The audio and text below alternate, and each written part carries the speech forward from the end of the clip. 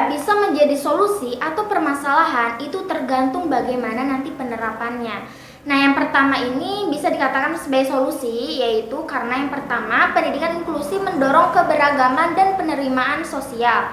Ini dapat membantu mengurangi stigmatisasi dan diskriminasi terhadap siswa yang berkebutuhan khusus dan mengajarkan siswa tanpa kebutuhan khusus tentang keberagaman dan penerimaan. Yang kedua itu ada meningkatkan keterlibatan sosial. Pendidikan inklusi memungkinkan siswa berkebutuhan khusus untuk terlibat dalam aktivitas sosial yang dapat meningkatkan kualitas hidup mereka. Adapun yang bisa dikatakan sebagai permasalahan, yang pertama itu karena tantangan dalam penyelenggaraan. Implementasi pendidikan inklusi memerlukan sumber daya tambahan, pelatihan, dan dukungan yang signifikan.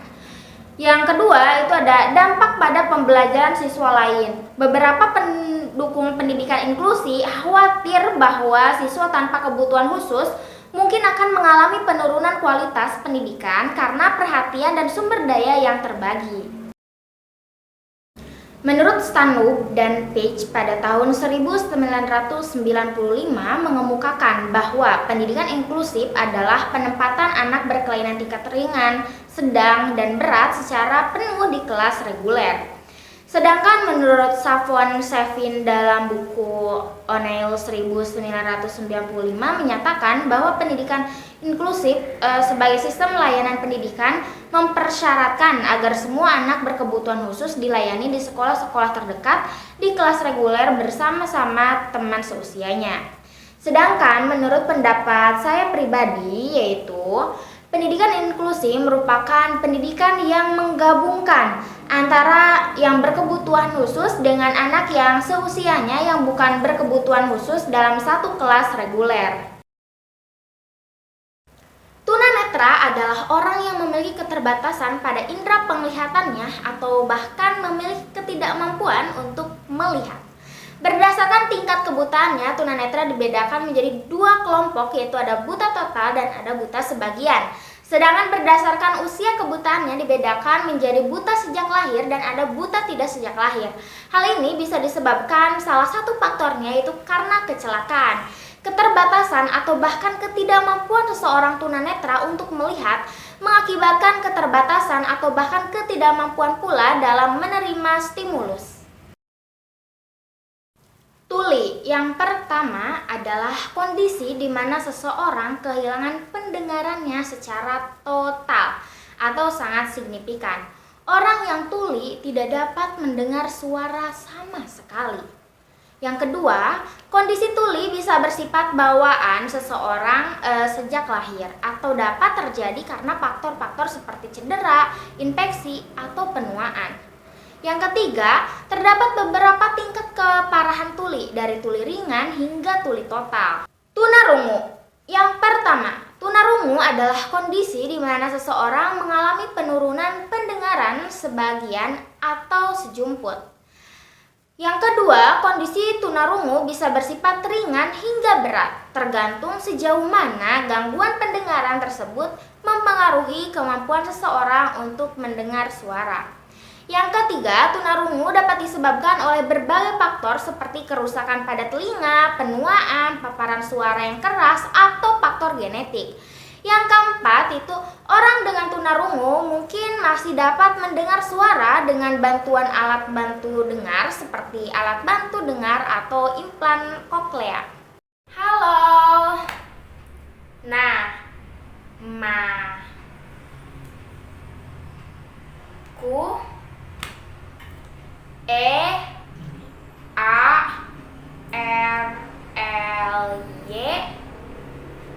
Sri Mo Ya Ni. 1. Pemahaman mendalam tentang kebutuhan anak. Penting untuk memiliki pemahaman yang mendalam tentang kebutuhan khusus anak tunagrahita.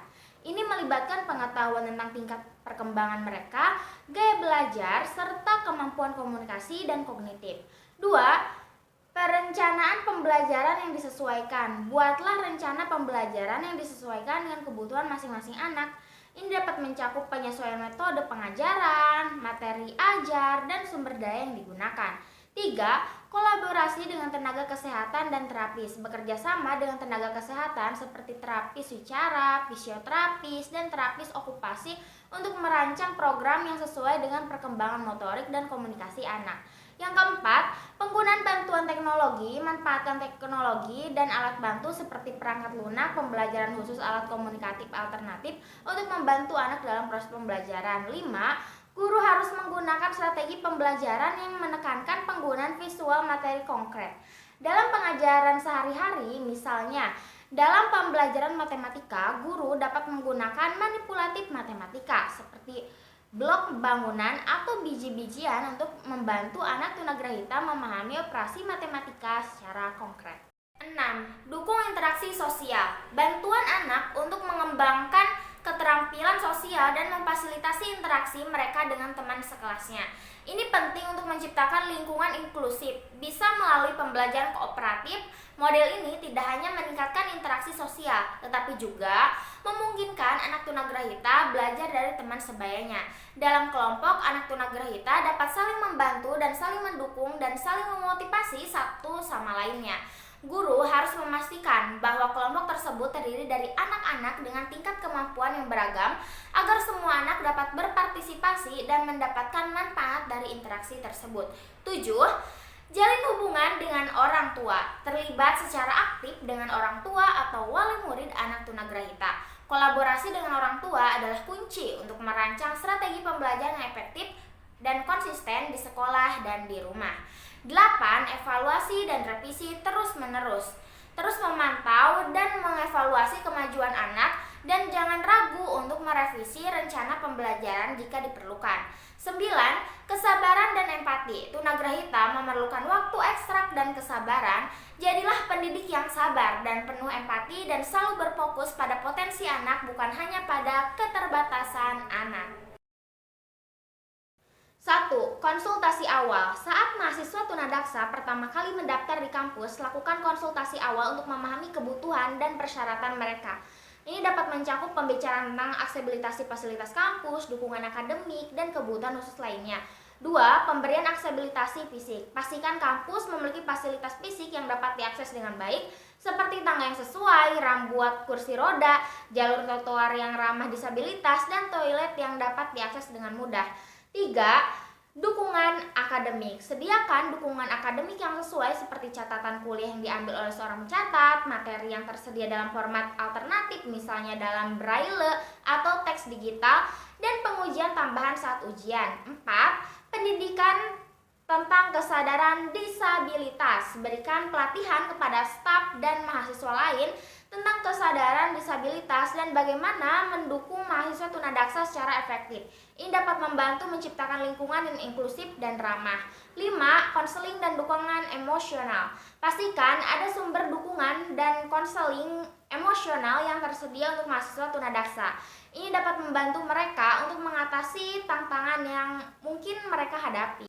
6. Asistensi teknologi. Jika diperlukan, sediakan perangkat lunak dan teknologi asistif yang sesuai untuk membantu mahasiswa tunadaksa mengakses materi kuliah dan sumber daya digital. 7. Pengorganisasian program dan acara inklusif. Pastikan bahwa semua program dan acara di kampus dapat diakses dan dinikmati oleh semua mahasiswa, termasuk mereka yang memiliki disabilitas. Ini bisa berarti menyediakan layanan penerjemahan bahasa isyarat atau fasilitas lain yang dibutuhkan. 8. Kerjasama dengan organisasi dan kelompok mahasiswa. Bekerja sama dengan organisasi atau kelompok mahasiswa yang peduli tentang masalah disabilitas. Mereka dapat memberikan wawasan dan dukungan tambahan. 9. Evaluasi dan umpan balik. Terus-menerus mengumpulkan umpan balik dari mahasiswa tunadaksa tentang pengalaman mereka di kampus. Hal ini akan membantu kampus terus memperbaiki dukungan mereka. 10. Kemitraan dengan komunitas disabilitas. Dijalin kemitraan dengan organisasi atau lembaga di luar kampus yang berfokus pada disabilitas. Mereka dapat menjadi sumber daya berharga untuk mendukung mahasiswa dan menyediakan pelatihan yang diperlukan. 11. Komitmen terhadap inklusi. Terpenting, jadikan inklusi sebagai komitmen utama kampus. Ini bukan hanya tentang mematuhi peraturan, tetapi juga tentang menciptakan budaya menghargai keberagaman dan mendukung semua mahasiswa dalam mencapai potensi mereka. 1. Anak yang mengalami kecemasan. Anak yang mengalami kecemasan dikelompokkan berdasarkan berat ringannya menjadi 3 kelompok.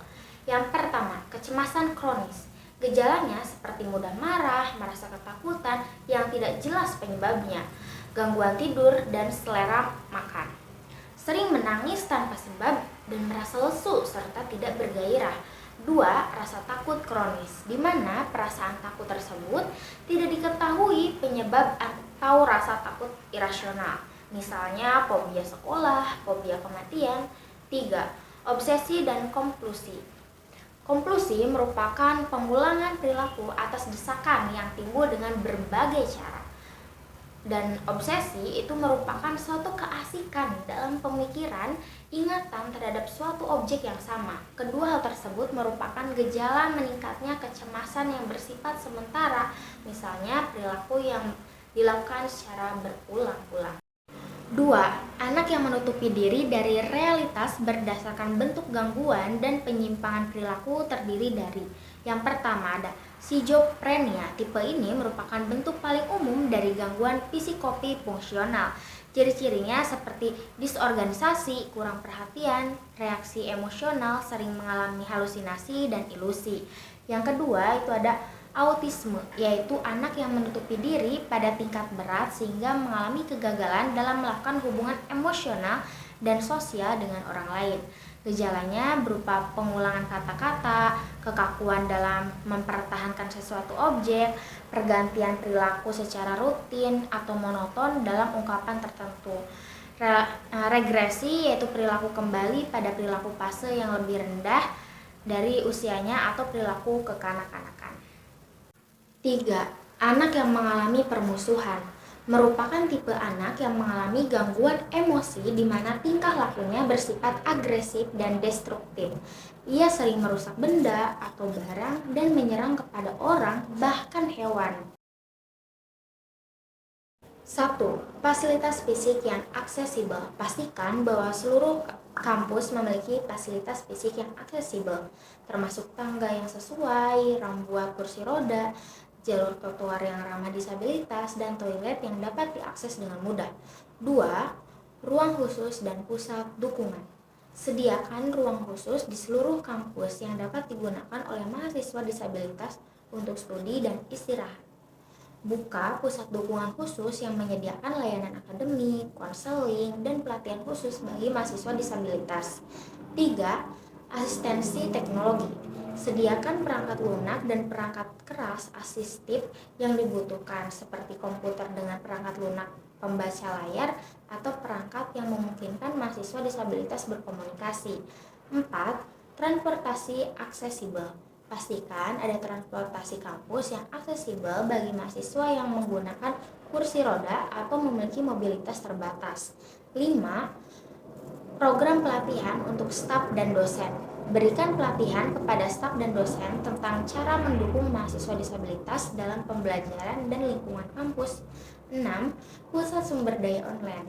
Kembangkan pusat sumber daya online yang berisi informasi tentang layanan kampus yang tersedia bagi mahasiswa disabilitas, prosedur, dan panduan aksesibilitas. 7. Pendanaan tambahan. Sediakan dana tambahan untuk mendukung layanan dan fasilitas yang dibutuhkan, termasuk dukungan akademik tambahan, penyediaan materi dalam format alternatif, dan peralatan asistif. 8.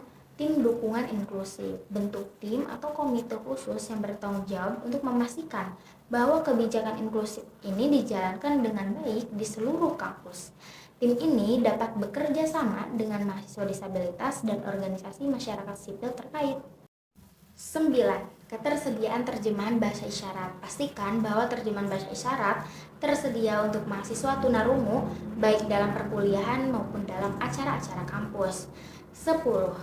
Penilaian rutin dan umpan balik. Lakukan penilaian rutin tentang tingkat inklusi dan aksesibilitas kampus dan minta umpan balik dari mahasiswa disabilitas untuk terus memperbaiki layanan dan fasilitas. Ke-11, komitmen pada budaya inklusi. Buat komitmen yang jelas untuk budaya inklusi di kampus, termasuk komunikasi yang mempromosikan penghargaan terhadap keberagaman dan dukungan terhadap mahasiswa disabilitas.